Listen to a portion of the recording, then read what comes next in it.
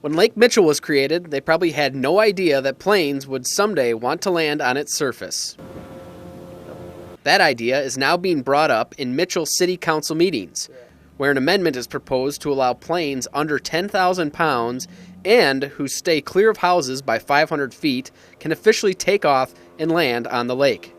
The problem right now is that unless you have an air emergency, you are not allowed to land on the lake. At 876 acres, Lake Mitchell has plenty of room for planes to take off and land on. We talked to some neighbors who said the past history of planes really hasn't proven to be that bad. And some residents say that people that want to land on the lake know what's acceptable and what's not. Knowing the people that have asked for the airplane rights, I'm sure that they're well aware of boaters and what goes on holidays, that it's busy. Most of them take off towards the west end where there aren't any houses and are basically up off of the water by the time they get to the populated area.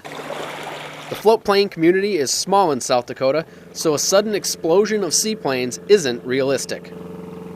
Madison Airport manager and owner of Riggin Flight Training, Morris Riggin, has been flying his float plane since 1971.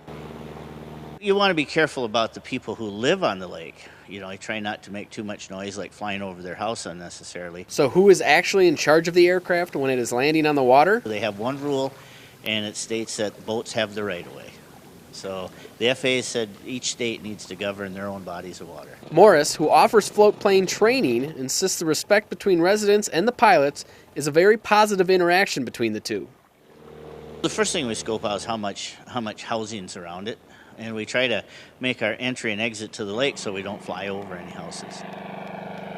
Brian Kirk, KDLT News, Madison.